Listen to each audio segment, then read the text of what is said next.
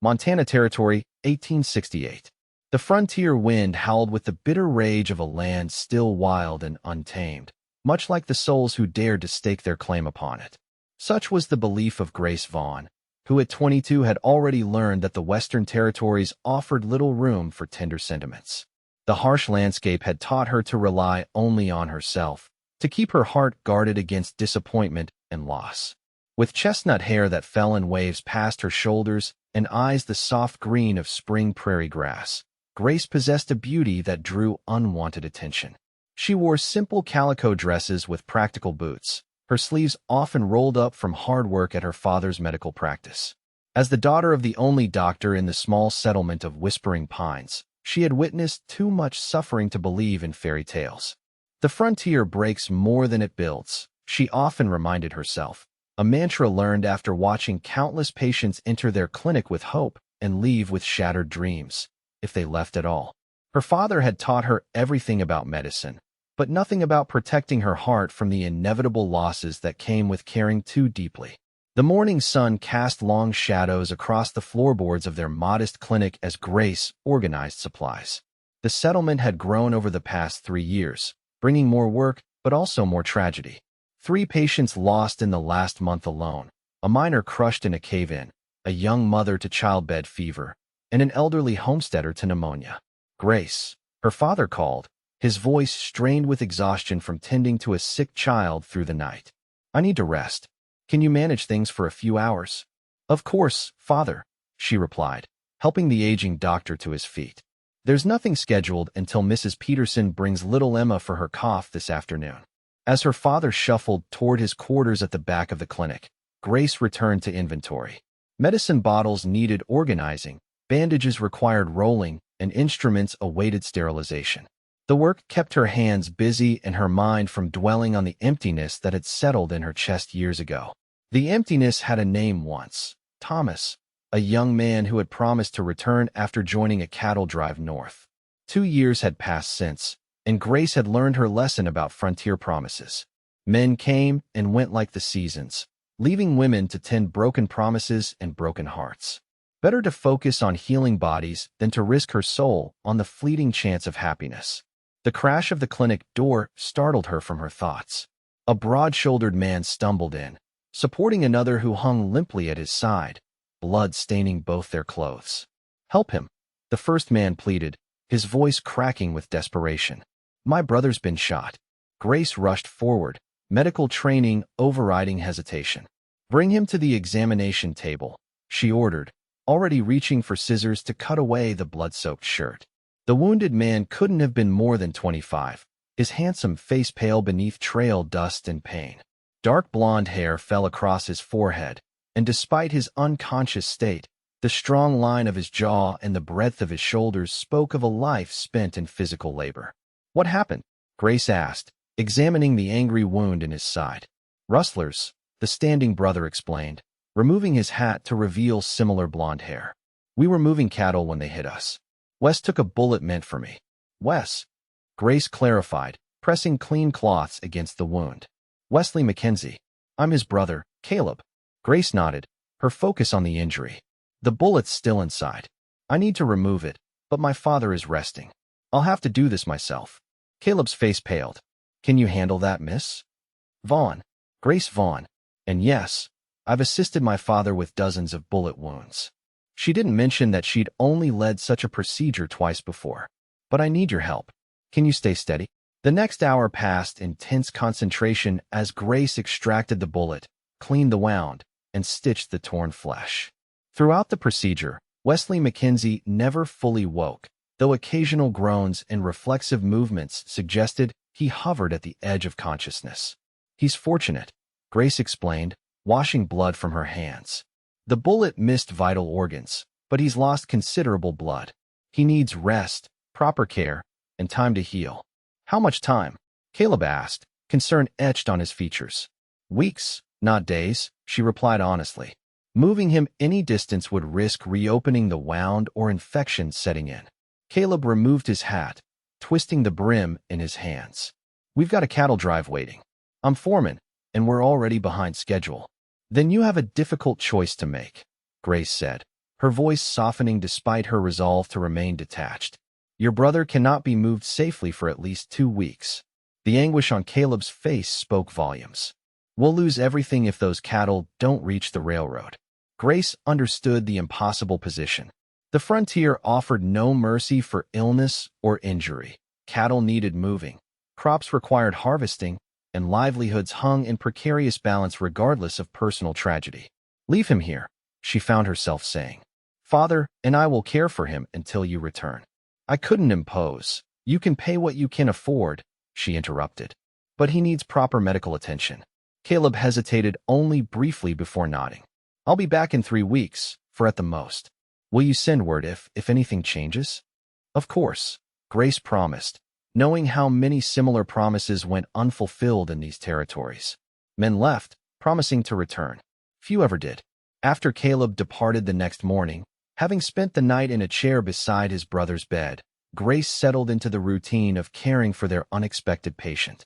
Wesley remained unconscious through most of the first day, the fever taking hold as his body fought against the trauma and beginning infection. By the second evening, Grace found herself sitting vigil, bathing his forehead with cool cloths as he muttered in delirium. In the lamplight, she studied his features, the straight nose, strong brow, and the light stubble that had emerged along his jaw. His hands, even in repose, showed the calluses and strength of a man who worked with cattle and horses. Catherine, he whispered, startling Grace. Run. Shoo, she soothed, pressing a cool cloth to his burning skin. You're safe now. His eyes fluttered open briefly, revealing a startling blue before closing again. Grace wondered who Catherine might be, a sweetheart, perhaps, or a sister. Another name to haunt his fever dreams. By the third day, the worst of the fever broke, though Wesley remained weak. Grace helped him sip broth and water, supporting his head with a gentle hand that betrayed none of her determination to keep emotional distance. Where am I? He finally asked, his voice rough from disuse. Whispering Pines. The doctor's clinic, Grace answered, adjusting his pillows. I'm Grace Vaughn, the doctor's daughter. Recognition flickered in his eyes. You've been caring for me. Yes. My brother? Had to continue with the cattle drive. He'll return in a few weeks. Wesley absorbed this information with a slight nod, wincing at the movement. Thank you for saving my life, Miss Vaughn. Grace, she corrected automatically. And I was simply doing what needed to be done. A ghost of a smile touched his lips. Nothing simple about digging a bullet out of a man's side. The comment, delivered with unexpected warmth despite his condition, caused something to shift in Grace's carefully constructed defenses. She busied herself with straightening the bedding. You should rest, Mr. Mackenzie. Wes, he countered. Since you've seen more of my insides than most, I reckon we're past formalities. Despite herself, Grace found a smile forming. Rest, Wes. Doctor's orders. The days that followed established a rhythm. Grace tended to Wes between other patients, changing his bandages, helping him take short walks when his strength began returning, and bringing him books from her father's modest library when boredom threatened to make him a difficult patient. Dr. Vaughn, impressed with his daughter's surgical work, allowed her to continue managing Wes's recovery. You've done well, he told her privately. The young man is healing nicely. He's fortunate the bullet didn't penetrate deeper, Grace replied pragmatically, unwilling to acknowledge the strange anticipation she felt each morning before checking on her patient. By the end of the second week, Wes could sit on the porch of the clinic, watching the comings and goings of the small settlement. Grace found him there one evening, his gaze fixed on the distant mountains painted gold by the setting sun. Beautiful, isn't it? She asked, offering him a cup of coffee. Reminds me of home, he answered, accepting the drink with a nod of thanks. Our ranch lies just beyond those foothills to the west. You have property nearby? This surprised Grace. I assumed you were passing through with the herd. Wes shook his head. Mackenzie Ranch. Nearly 2,000 acres. Started with almost nothing 5 years ago. A shadow crossed his features. Nearly lost it all last winter. Grace settled onto the bench beside him, curiosity overriding her usual reserve. What happened? Blizzard took half our cattle. Bank was ready to foreclose. His fingers tightened around the cup. This cattle drive is our last chance to clear the debt. The vulnerability in his admission touched something in Grace. Here was a man facing the same harsh realities she knew too well. The frontier gave nothing freely and took with indifferent cruelty. "Your brother seems capable," she offered. "I'm sure he'll get the cattle through." Wes's smile held both affection and worry. "Caleb's the best foreman a ranch could have, but I should be there. Instead, you're here drinking my coffee and admiring the view." Grace teased gently, surprising herself with the lightness in her tone. His laughter transformed his face, erasing the worry lines and revealing a dimple in his right cheek. Hardly the worst fate a man could suffer. The moment hung between them, comfortable in a way Grace hadn't experienced in years. For the briefest instant, she allowed herself to imagine what it might be like to share more such moments. Quiet evenings watching the sunset, easy conversation, perhaps even. She stood abruptly, the thought alarming in its unexpected intensity. "I should check on Father. He's been seeing patients all day." If Wes noticed her sudden retreat, he gave no indication beyond a slight furrow of his brow. "Of course. Thank you for the coffee, Grace." The way he said her name, with genuine warmth rather than the polite formality she was accustomed to, followed her inside like a persistent shadow. That night, Grace lay awake, troubled by unfamiliar emotions. Wesley Mackenzie was just another patient, she reminded herself. Another wounded soul passing through their lives. When healed, he would return to his ranch, and she would continue her work beside her father. The territory had no place for distraction or sentimentality. Yet when she closed her eyes, she saw his smile, heard his laugh, felt the inexplicable pull towards someone who represented everything she'd taught herself to avoid. Uncertainty, vulnerability, the risk of caring too deeply in a land where death and disappointment waited around every corner. The following morning brought unexpected trouble. Grace arrived at the clinic to find Wes engaged in heated conversation with a well-dressed stranger.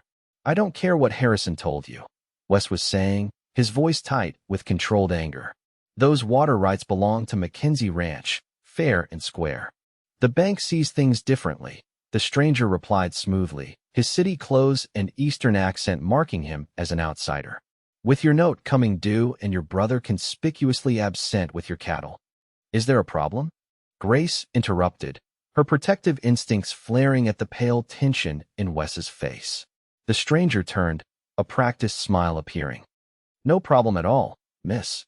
Just discussing business with Mr. Mackenzie. Edmund Porter, First Montana Territorial Bank." He extended a gloved hand which Grace ignored. "Mr. Mackenzie is still recovering from a serious injury," she stated firmly.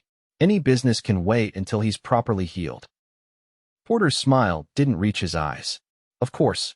However, some matters won't wait indefinitely. The deadline for the bank note remains the 15th of next month, regardless of Mr. Mackenzie's unfortunate circumstances." Wes straightened, wincing slightly at the movement. "I'll have your money, Porter. Every cent, on time." "I certainly hope so," Porter replied, replacing his hat. It would be a shame to see such promising land change hands. With a tip of his hat toward Grace, he departed. The moment the door closed, Wes sagged against the wall, his face draining of color. "You shouldn't be standing this long," Grace scolded, helping him back to his room.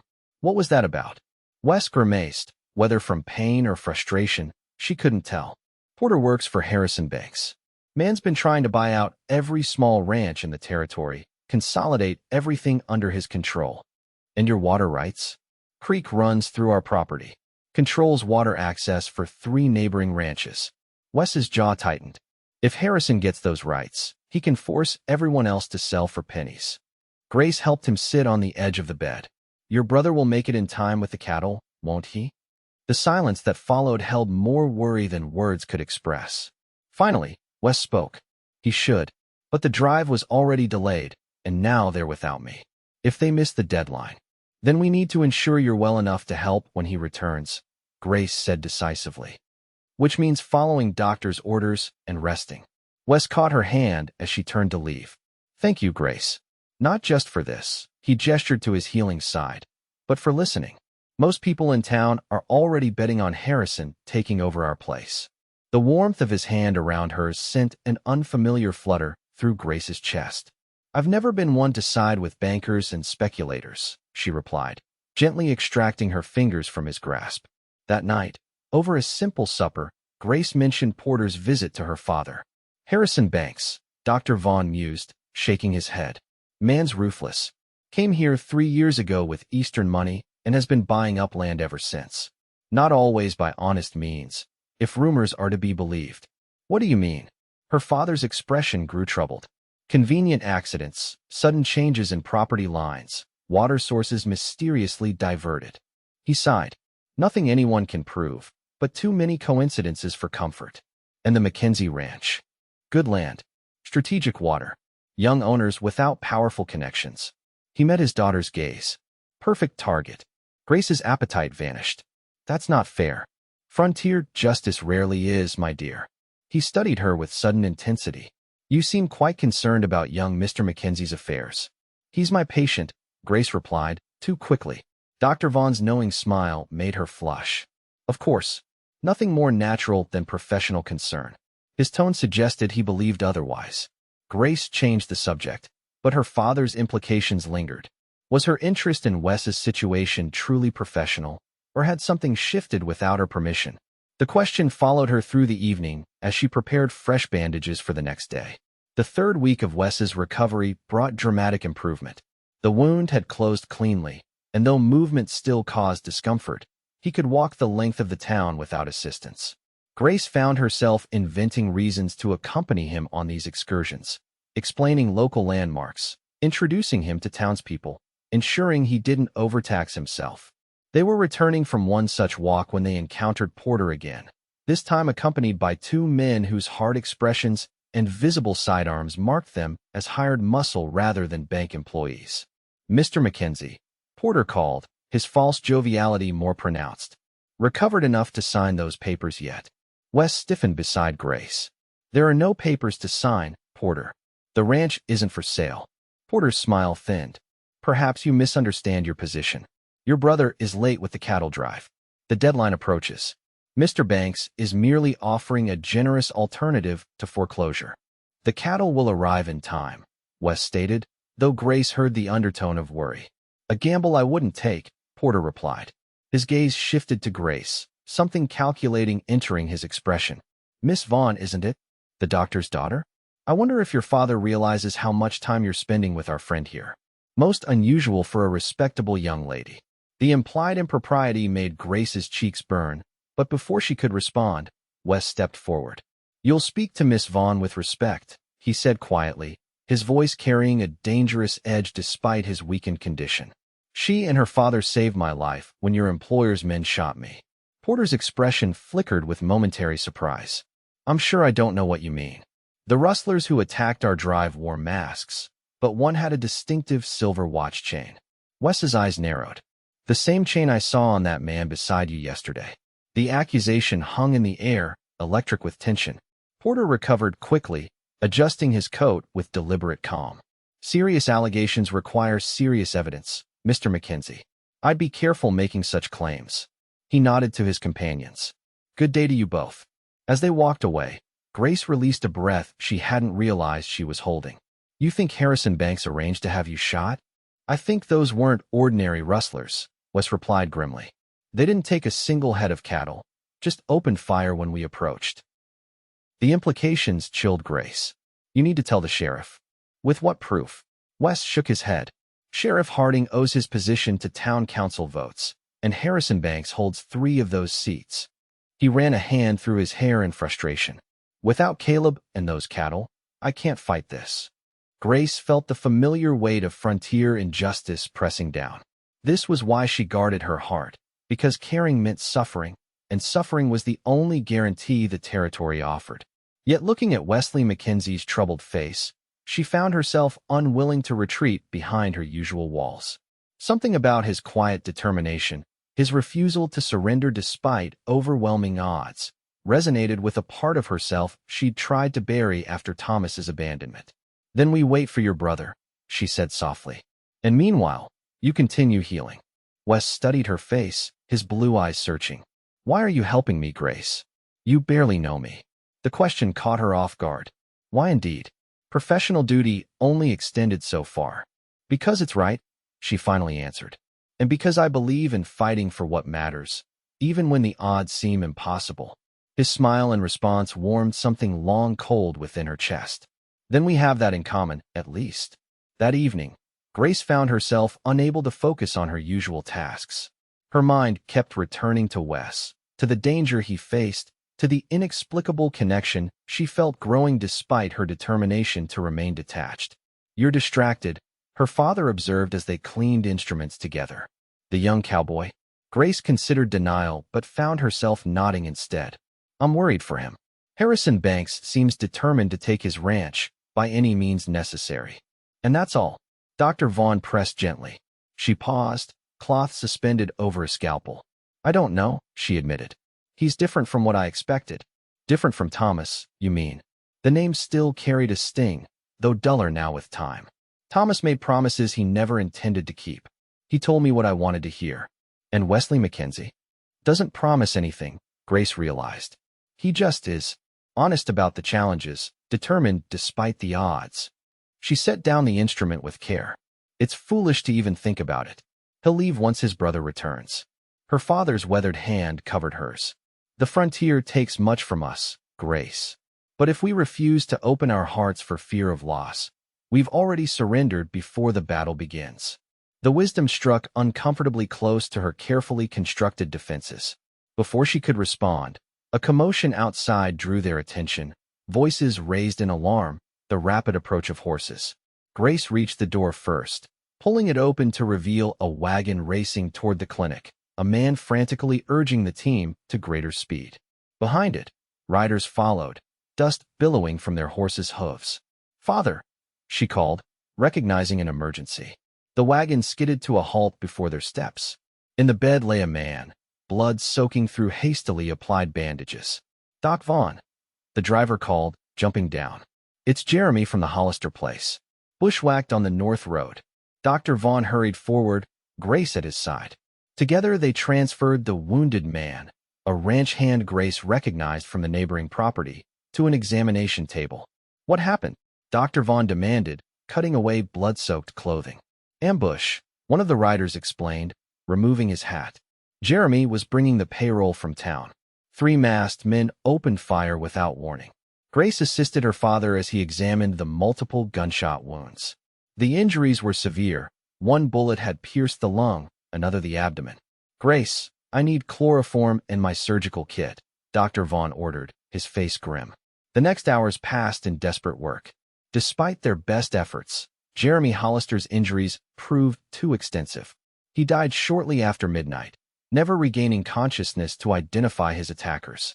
Grace washed blood from her hands, the familiar hollowness of loss expanding in her chest.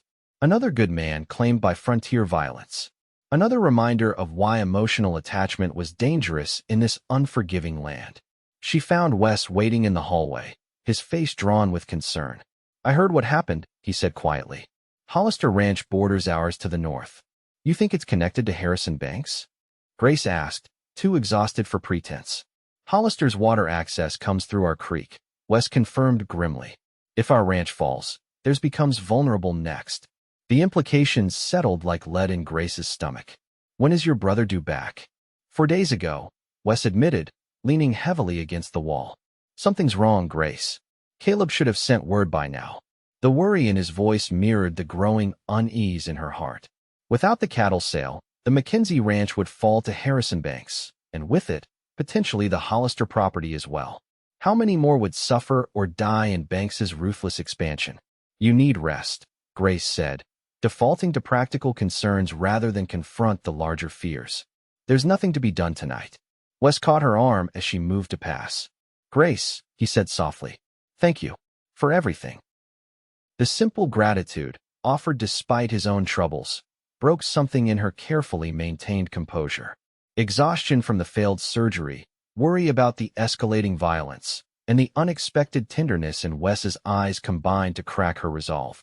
"I couldn't save him," she whispered, tears threatening. "Just like I couldn't save so many others." Without hesitation, Wes pulled her gently into his arms. The embrace should have felt improper, even scandalous by small-town standards. Instead, it felt like shelter in a storm that had been raging unacknowledged for too long. "You fight harder for others than anyone I've ever met," he murmured against her hair. That matters, even when the fight is lost.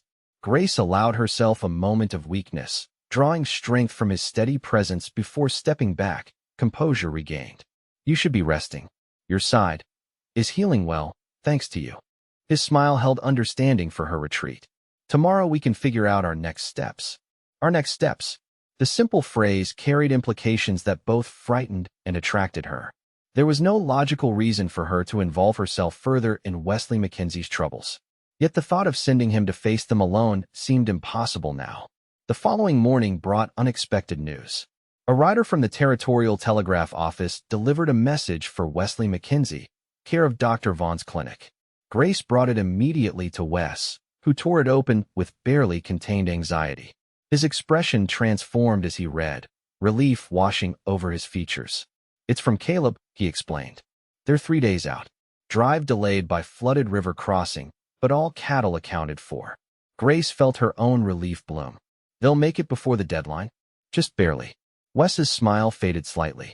But Harrison Banks won't give up easily. Now that he's shown he's willing to use violence. You need protection, Grace realized.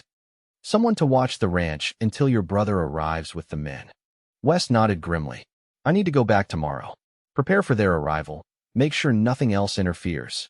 You're not fully healed, Grace protested automatically, though she knew he was well enough to travel the short distance.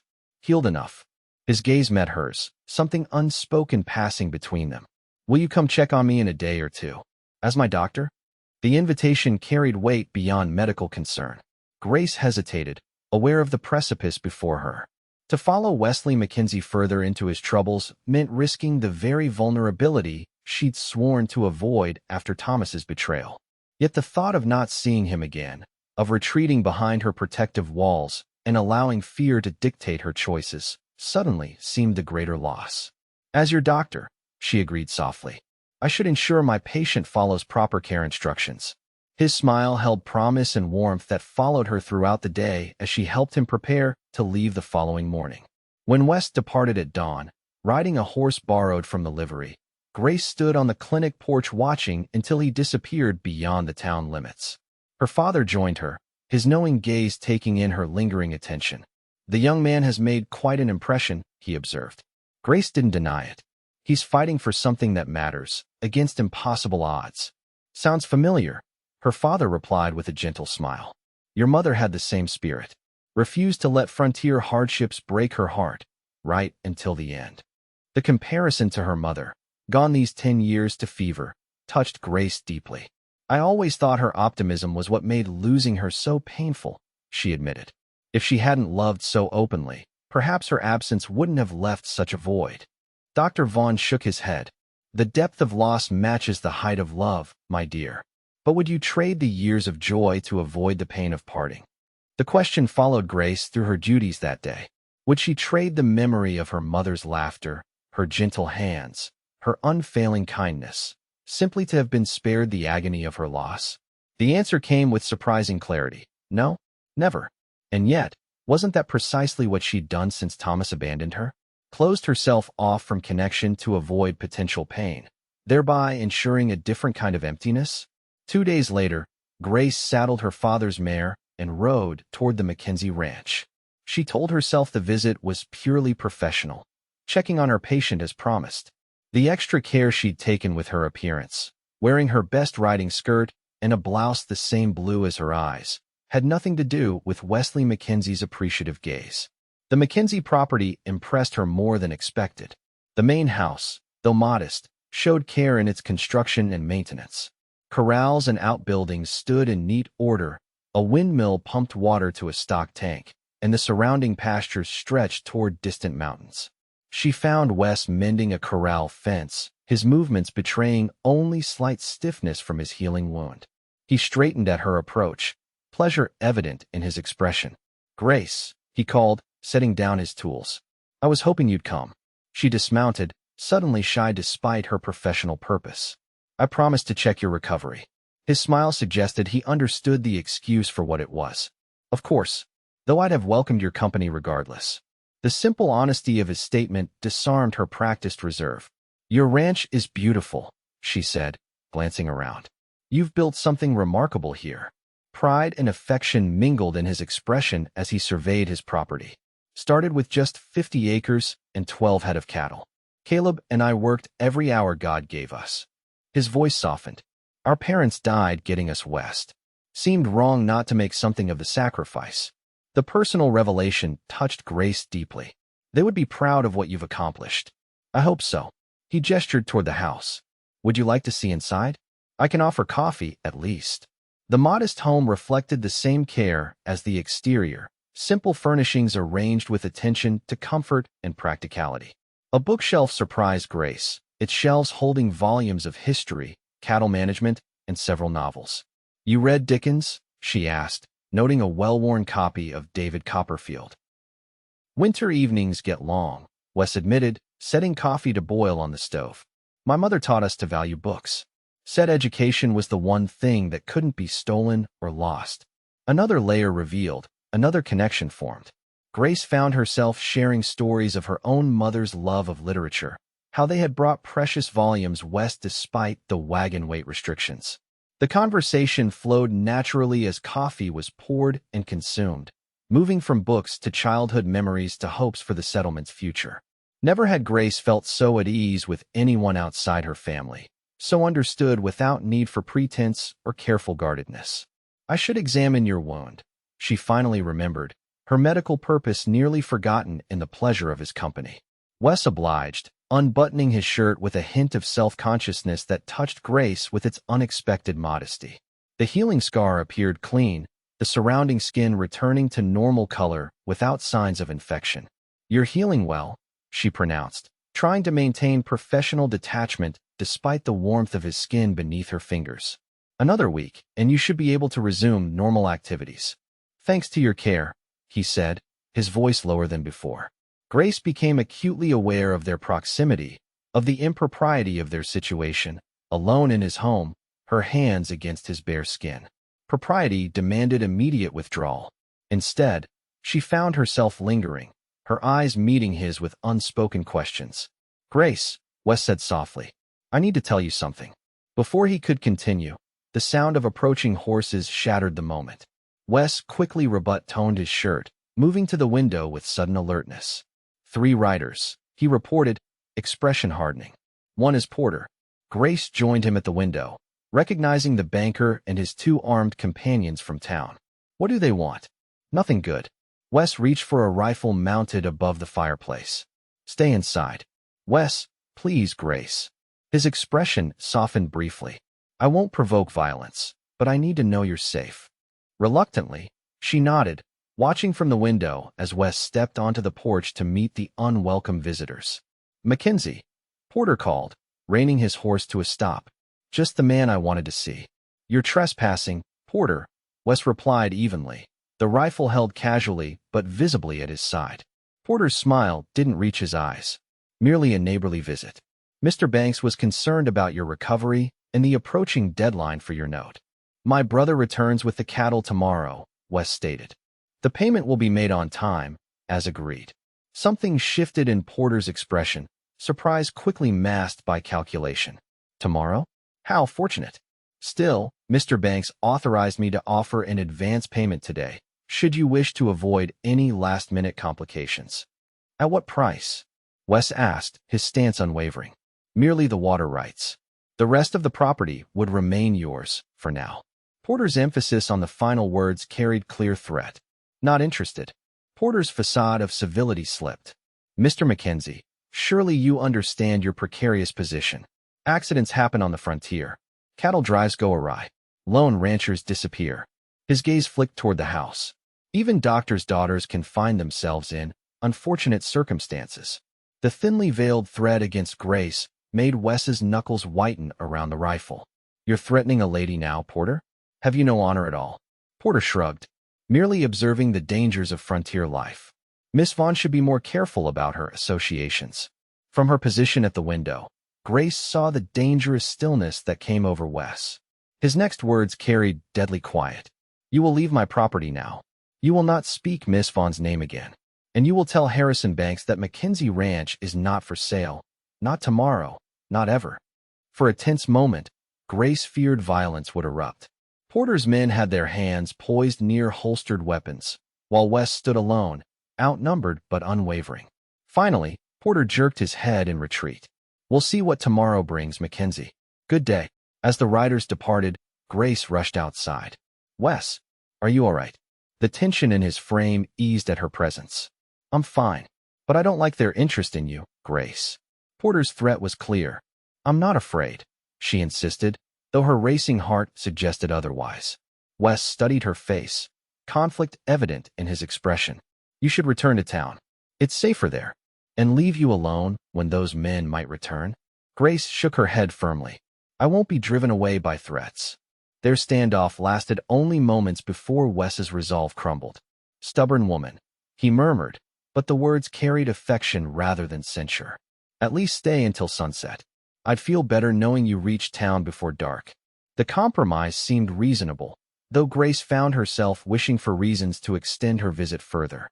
They spent the afternoon checking the ranch together, Wes explaining his plans for expansion once the bank note was cleared, Grace offering occasional medical advice about his continued recovery. As the sun began its descent, Wes saddled her horse with reluctance. "Will you come tomorrow?" he asked as he adjusted the stirrups. "When Caleb arrives with the cattle, I'd like you to meet him properly." The invitation represented more than a casual request. It was an acknowledgement of her place in his life, a desire to integrate her with his family. "I'll come," she promised, surprised by how much she wanted to witness his triumph over Harrison Banks's schemes. Wes helped her mount, his hands lingering on her waist slightly longer than necessary.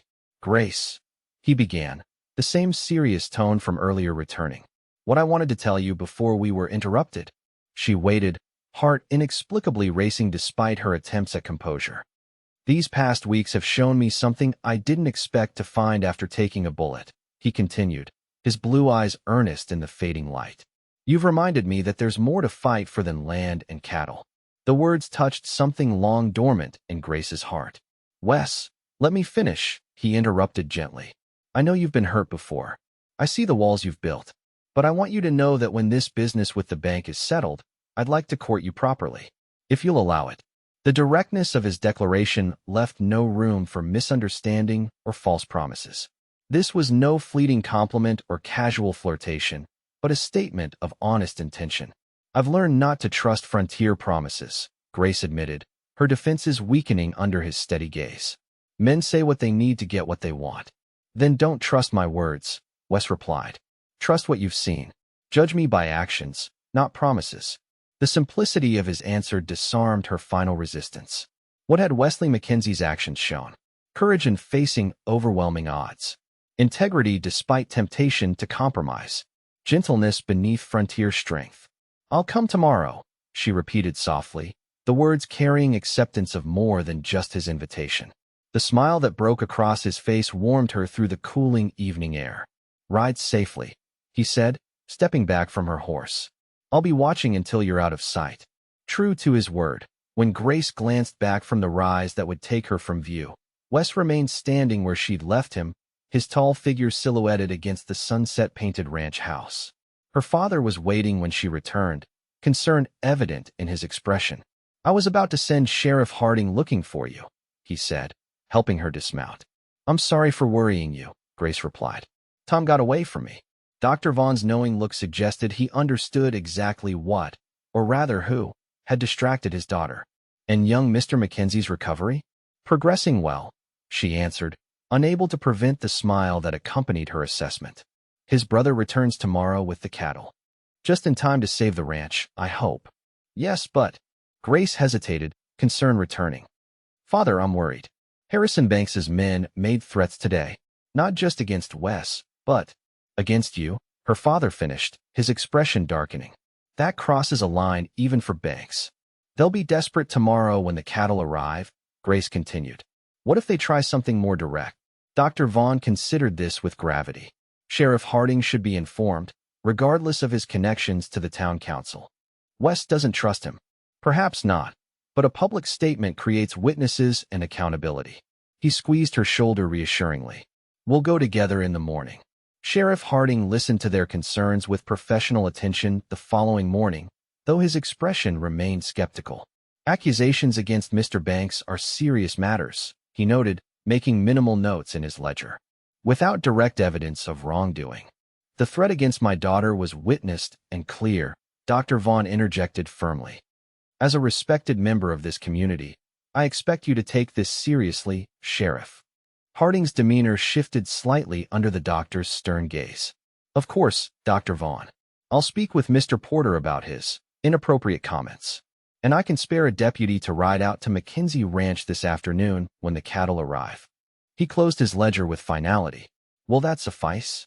It was less than they'd hoped for, but more than expected. Grace nodded her acceptance, knowing that even a single deputy's presence might discourage overt violence when Caleb arrived with the cattle. By early afternoon, Grace could barely contain her anticipation as she and Deputy Miller rode toward the Mackenzie Ranch. The deputy, a young man with more enthusiasm than experience, seemed pleased to escape town duties for an afternoon in the saddle. Never been out to Mackenzie Place before, he commented as they rode. Heard they've done well for newcomers. It's a fine property, Grace agreed, scanning the horizon for any sign of the approaching cattle drive. They found Wes checking the holding pens near the eastern boundary of his property, his expression brightening at Grace's approach.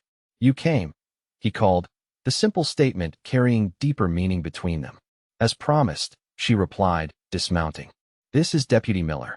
Sheriff Harding sent him to observe the cattle delivery. Understanding passed between them. The deputy's presence offered limited protection, but better than facing Banks's men alone. Appreciate it, Deputy, Wes acknowledged with a nod. Expecting my brother and the herd within the hour, if the lookout's estimate holds true. The three settled into watchful waiting, conversation sparse as attention focused on the eastern horizon. When a dust cloud finally appeared, growing larger with approaching riders and cattle, Grace felt Wes's tension ease beside her. That's them, he confirmed, relief evident in his voice. The cattle drive approached steadily, several hundred head of cattle moving under the guidance of a dozen cowboys. At their head rode a man Grace recognized as Caleb Mackenzie, his resemblance to his brother unmistakable despite trail dust and fatigue. What happened next occurred with terrifying speed. From a stand of trees near the property line, riders emerged, four men with bandanas covering their faces, rifles raised. Gunfire erupted, causing the lead cattle to balk and turn, threatening a dangerous stampede. Ambush, Wes shouted, grabbing his rifle. Grace, take cover. Deputy Miller drew his sidearm, looking suddenly young and uncertain as bullets kicked up dirt nearby. Those are Banks's men? Has to be, Wes confirmed grimly. They're trying to scatter the herd before we can count and deliver them. Grace pressed herself against a fence post, heart pounding as chaos erupted around her. The cattle drive cowboys returned fire while struggling to control the increasingly panicked herd. Caleb's voice could be heard shouting orders, trying to prevent a full stampede that would scatter cattle across miles of territory. Wes fired methodically at the ambushers, his expression set in determined lines. Miller, circle around and flank them from the west, he directed, taking command with natural authority. The young deputy hesitated only briefly before mounting his horse and racing toward the position Wes indicated. His arrival from an unexpected direction caused two of the ambushers to redirect their attention, creating an opening for the cattle drive cowboys to regain control of the lead animals. Grace watched in horrified fascination as the brief but violent encounter played out. One ambusher fell from his horse, clutching his shoulder. Another's mount reared in panic, throwing its rider. The remaining two, seeing their advantage lost, wheeled their horses and fled toward town. As quickly as it had begun, the shooting stopped, leaving a ringing silence broken only by the lowing of cattle and shouts of cowboys still working to calm the herd. Grace, Wes called, rushing to her side. Are you hurt? I'm fine, she assured him, though her trembling hands betrayed her shock. The others. Checking now. He helped her to her feet, his arm protectively around her waist as they moved toward the scattered combatants. Caleb rode to meet them, dismounting in a cloud of dust. Despite the circumstances, his first action was to embrace his brother with fierce affection. Damn good to see you upright, little brother, he exclaimed, pulling back to examine Wes with brotherly concern. Better timing than last time we met. Wes replied with a grin that belied the tension of moments before. "Caleb, this is Miss Grace Vaughn. She saved my life and has been putting up with me ever since." Caleb's expression shifted to genuine gratitude as he turned to Grace. "Then I owe you a debt I can never repay, Miss Vaughn." He removed his hat in respect. "My brother is the better half of this operation, despite what he might tell you." Before Grace could respond, Deputy Miller approached, leading a sullen prisoner. One of the fallen ambushers, his shoulder bleeding but not severely wounded. "Got one, Mr. Mackenzie," Miller announced, pride evident in his voice. "Reckon he might have some interesting things to say to Sheriff Harding." The captured man glared but remained silent as Miller secured him. "The cattle?" Wes asked his brother, returning to the pressing concern. "All accounted for," Caleb confirmed. 286 head, prime condition. More than enough to clear the note with the bank. Relief washed over Wes's features, followed quickly by renewed determination. "We need to get to the bank today, before banks can create more trouble." The next hours passed in controlled urgency. The captured ambusher was sent to town with Deputy Miller and 2 cowboys as guards. The cattle were secured in holding pens for the bank's representative to count and verify. Wes and Caleb prepared the payment documentation with careful attention to detail. "Will you come with us?" Wes asked Grace as they prepared to ride to town. "I'd feel better knowing you were safe with us rather than alone at the clinic."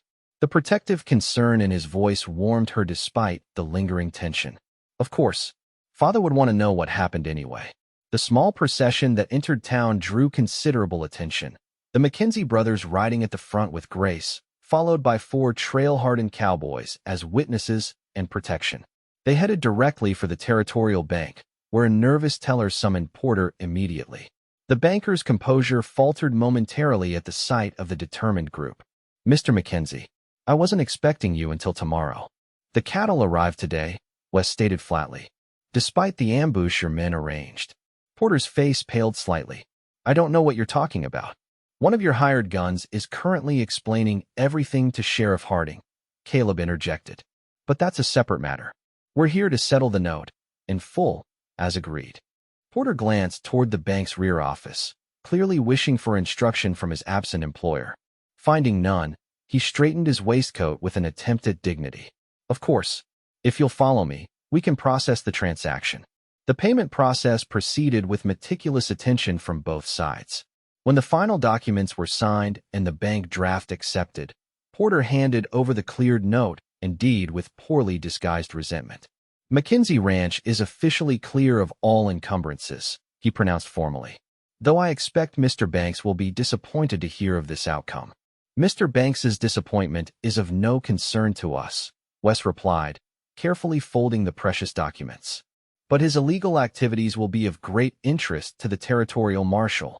As they exited the bank, a collective tension seemed to lift from the group.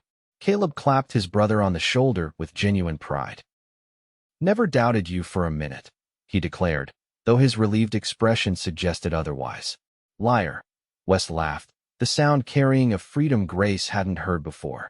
"You were counting those cattle hourly all the way from Wyoming." The brothers' celebration continued as they made their way to the sheriff's office, where they found Harding questioning the captured ambusher with unexpected thoroughness. The man had apparently decided that loyalty to Harrison Banks extended only so far as personal freedom, and was providing detailed information about the planned attacks. "Seems you were right, Miss Vaughn," Sheriff Harding acknowledged grudgingly. "This man has confirmed orders coming directly from Porter, acting on Banks's behalf." "Will you arrest Banks?" Grace asked, knowing the political complications such a move would create. Harding's expression turned calculating. "The territorial marshal arrives tomorrow for circuit court. I believe this matter falls under his jurisdiction, given the seriousness of the allegations." It was a diplomatic answer that allowed Harding to avoid directly challenging Banks's local power while still pursuing justice. Wes seemed satisfied with the compromise, nodding his acceptance of the sheriff's approach. As they left the jail, Grace felt the events of the day catching up with her, the terror of the ambush, the tension of the bank confrontation, the relief of justice being served, however partially.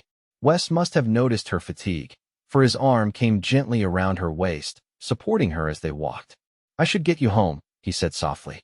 "Your father will be worried." "Not quite yet." she replied, surprising herself with the request for continued company. I'm not ready for this day to end. Something warm kindled in Wes's eyes at her admission. Then perhaps you'd allow me to buy you dinner? Both of you, he added, including Caleb in the invitation. Actually, Caleb interjected with exaggerated innocence. I should really check on the men and the cattle. Trail boss responsibilities and all that. His knowing wink at his brother was anything but subtle. Don't wait up, Wes. As Caleb departed with a tip of his hat, Grace found herself alone with Wesley Mackenzie for the first time since the momentous events of the afternoon. The realization brought a flush to her cheeks that had nothing to do with the fading sunlight. Your brother is about as subtle as a cattle stampede, she observed, drawing a laugh from Wes. Caleb's many things, but subtle isn't among them, he agreed, offering his arm with formal courtesy. Would you still do me the honor of dinner, Miss Vaughn? I believe I owe you a proper thank you for saving my life, my ranch, and possibly my sanity these past weeks.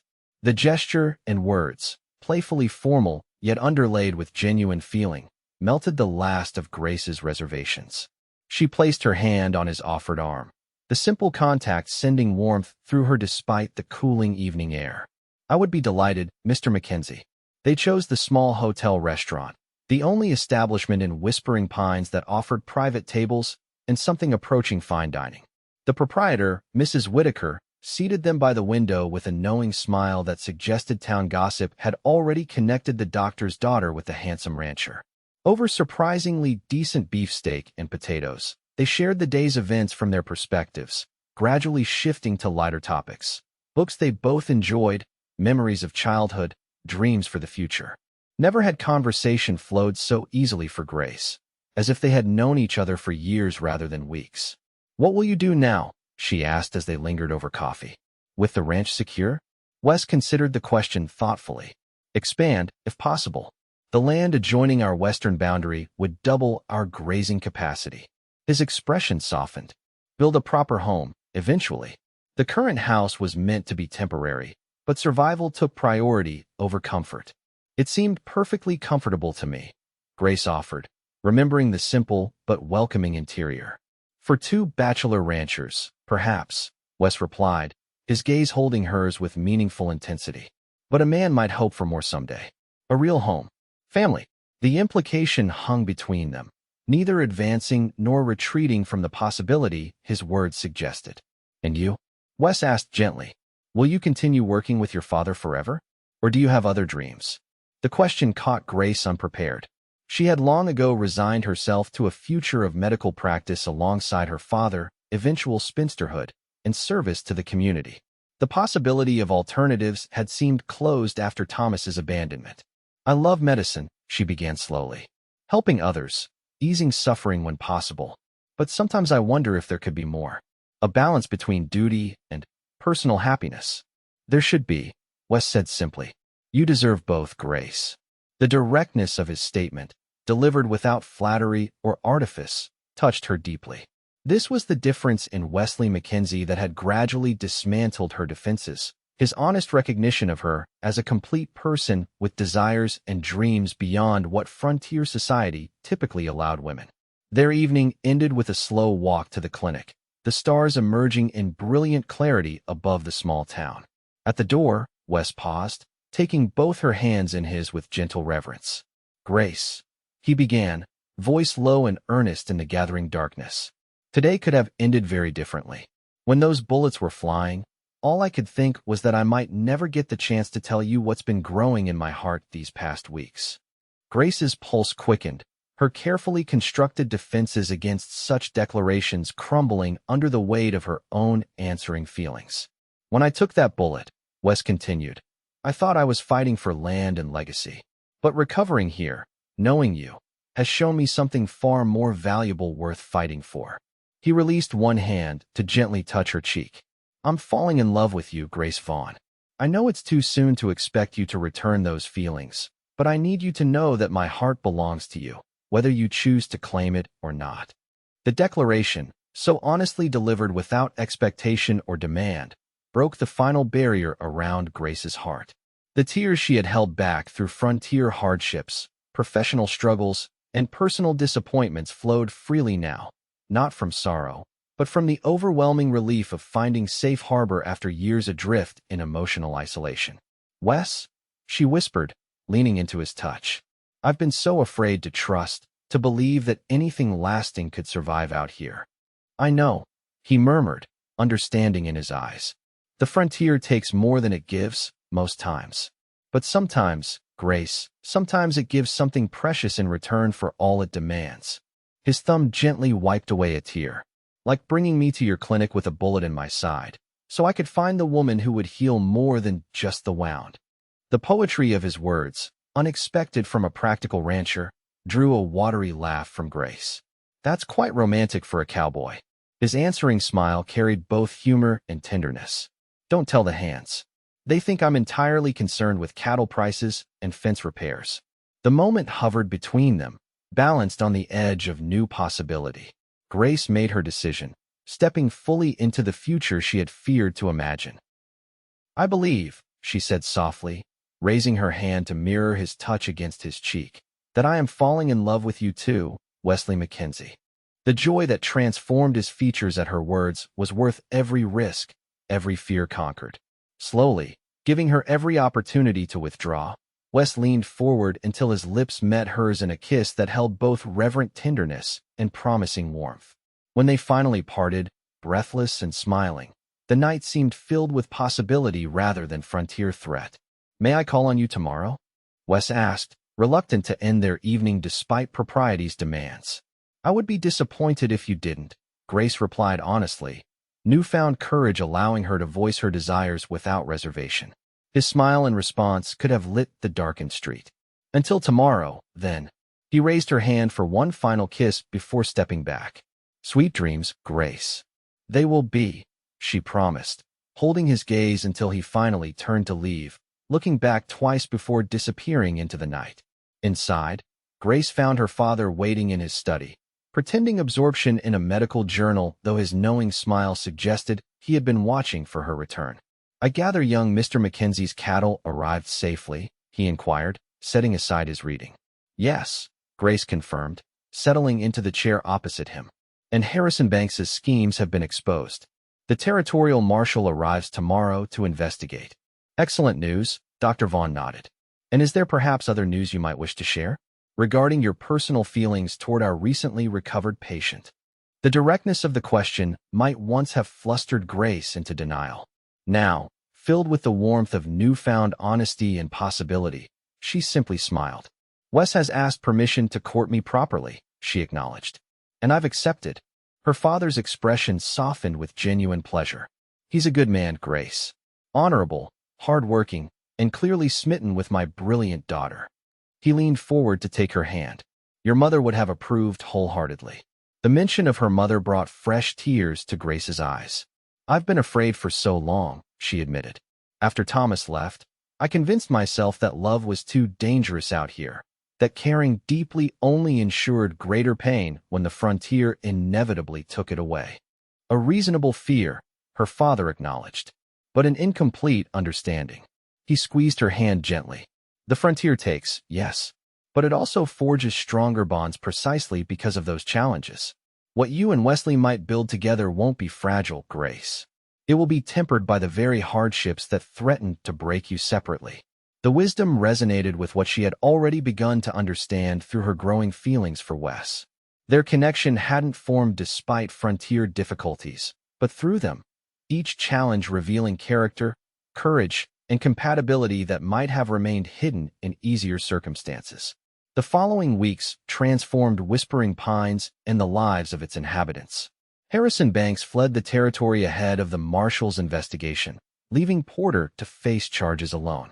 Several smaller ranchers, including the Hollisters, came forward with similar accounts of intimidation and sabotage, strengthening the case against Banks's operation.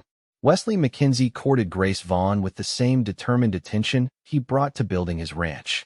3 evenings a week found him at the clinic door, sometimes with wildflowers gathered from the prairie, other times with a book he thought she might enjoy.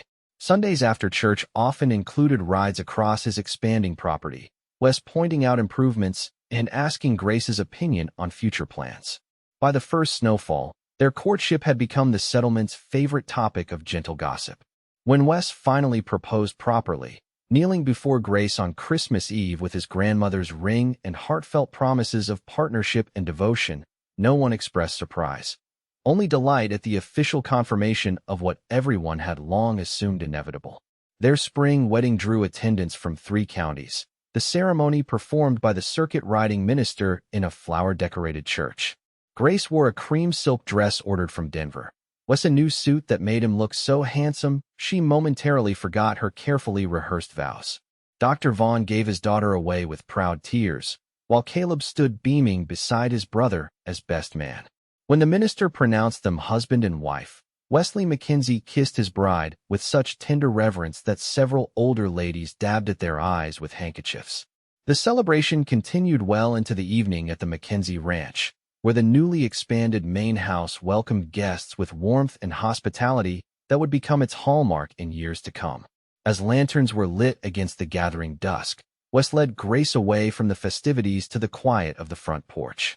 "Happy, Mrs. Mackenzie?" he asked, his arms encircling her waist as they gazed toward the mountains silhouetted against the setting sun. "Completely," she answered honestly, leaning back against his chest. "Though I must warn you, I intend to continue my medical work. The settlement needs a doctor's skills too much for me to abandon them entirely." Wes chuckled, the sound rumbling pleasantly against her back.